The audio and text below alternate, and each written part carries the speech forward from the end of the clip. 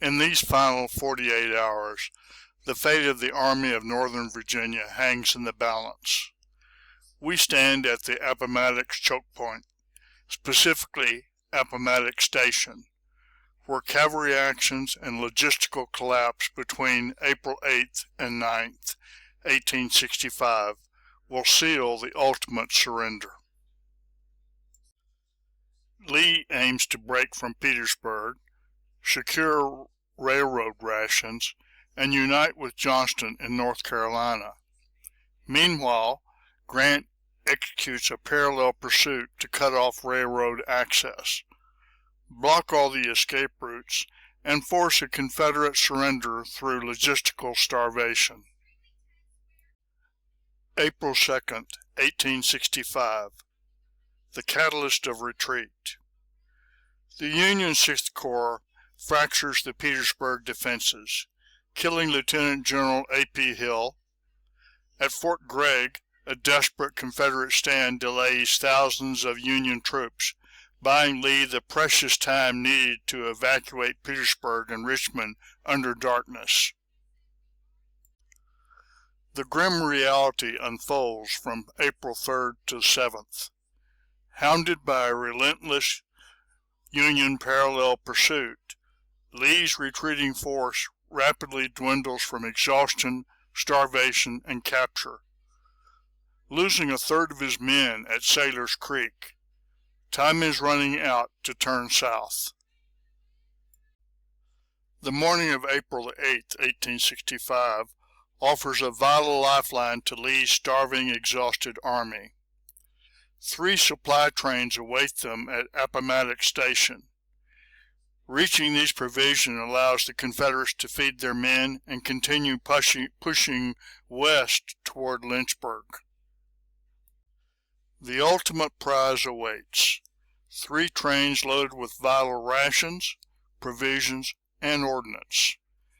Securing them fuels the Army of Northern Virginia's march to Lynchburg and Danville.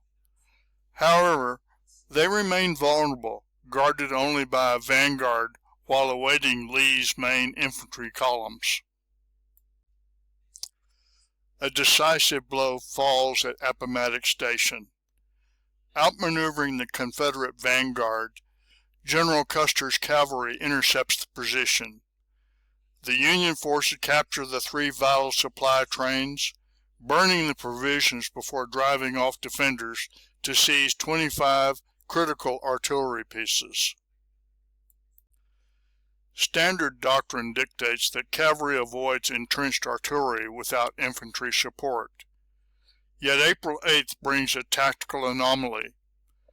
Completely without Federal infantry, Custer's dismounted cavalry directly assaults and captures 25 guns supported only by wagon trains, thus thereby dismantling Lee's vanguard. The impact of April 8th is stark. A desperate but viable operation becomes completely untenable. By capturing and burning the trains and blocking the road to Lynchburg, Federal cavalry delivered a lethal blow, stripping the army of rations and mobility, ensuring they can no longer physically function. Dawn breaks on April 9, 1865. Commanded by General John B. Gordon, the Confederates launch a final desperate assault. They push forward, fueled by the illusion that they can punch through what they believe is merely a thin screen of General Sheridan's cavalry. The trap closes. Arriving after brutal forced marches, Union infantry reinforces the cavalry screen. General Gordon reports his corps is fought to a frazzle, unable to proceed without support. Hearing this, Lee realizes that escape has become both mathematically and physically impossible. This is the final synthesis. Lee was fundamentally outmaneuvered logistically through 3 interconnected gears.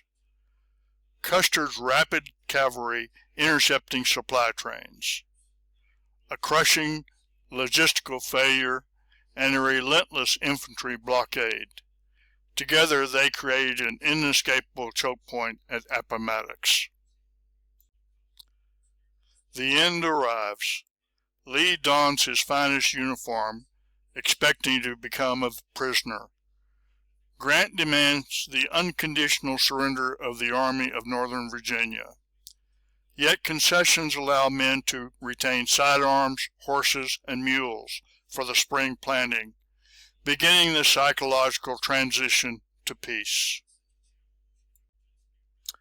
With Lee's surrender, General Johnston's strategic hopes evaporate. Facing Sherman's overwhelming force, he accepts reality. On April 26th, at Bennett Place, the final domino falls. Johnston surrenders 89,270 troops, completing the largest surrender of the war and effectively ending the conflict. Logistics becomes destiny as the capture of supply trains forces surrender. Custer and Sheridan prove autonomous cavalry can independently dictate strategic terms, executing a masterclass in parallel pursuit that seals the final checkpoint and ends a 4-year war.